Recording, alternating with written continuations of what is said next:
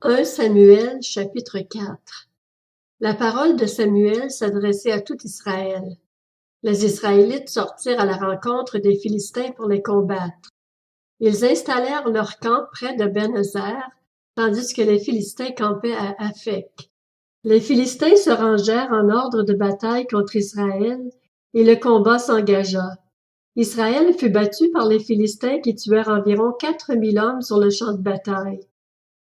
Le peuple rentra au camp, et les anciens d'Israël dirent: « Pourquoi l'Éternel a-t-il laissé aujourd'hui les Philistins nous battre?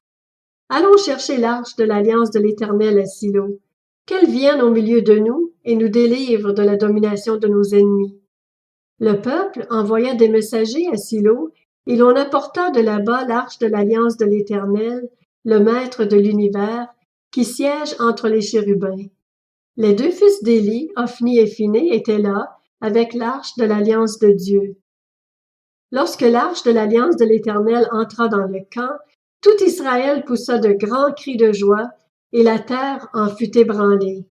Les Philistins entendirent le vacarme de ces cris et dirent: « Que signifient ces grands cris qui retentissent dans le camp des Hébreux? » Lorsqu'ils apprirent que l'arche de l'Éternel était arrivée au camp, les Philistins eurent peur, parce qu'ils crurent que Dieu était désormais dans le camp des Hébreux.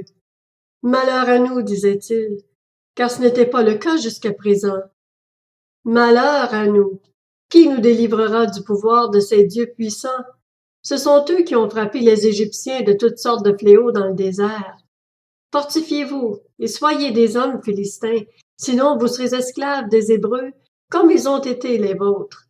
Soyez des hommes et combattez. » Les Philistins livrèrent bataille, et Israël fut battu.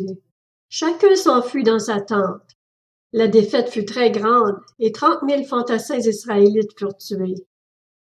L'arche de Dieu fut prise, et les deux fils d'Éli, Ophni et Phiné, moururent. Un Benjaminite accourut du champ de bataille, et vint à Silo le même jour, les vêtements déchirés et la tête couverte de terre. Lorsqu'il arriva, Éli était dans la tente, assis sur un siège près du chemin, car son cœur était inquiet pour l'arche de Dieu. Cet homme entra dans la ville et donna la nouvelle, et toute la ville poussa des cris. Éli entendit ces cris et demanda: « Que signifie ce vacarme? » Aussitôt l'homme vint lui annoncer la nouvelle. Or Éli était âgé de 98 ans, il avait les yeux fixes et ne pouvait plus voir. L'homme dit à Éli: « J'arrive du champ de bataille, et c'est du champ de bataille que je me suis enfui aujourd'hui. » Éli demanda: « Que s'est-il passé, mon fils? » Celui qui apportait la nouvelle répondit: « Israël a pris la fuite devant les Philistins, et le peuple a subi une grande défaite. Même tes deux fils, Ophni et Phiné, sont morts, et l'arche de Dieu a été prise. » Il avait à peine fait mention de l'arche de Dieu qu'Éli tomba à la renverse de son siège à côté de la porte. Il se brisa la nuque et mourut. C'était en effet un homme âgé et lourd. Il avait été juge en Israël pendant 40 ans. Sa belle-fille, la femme de Phiné, était enceinte et sur le point d'accoucher. Lorsqu'elle entendit la nouvelle de la prise de l'arche de Dieu, ainsi que de la mort de son beau-père et de son mari, elle se courba et accoucha, car les douleurs la surprirent.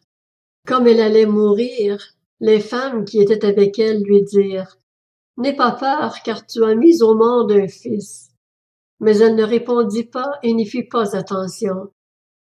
Elle appela l'enfant Ichabod, en disant: « La gloire est bannie d'Israël. » C'était à cause de la prise de l'arche de Dieu et à cause de son beau-père et de son mari. Elle dit: « La gloire est bannie d'Israël, car l'arche de Dieu est prise. »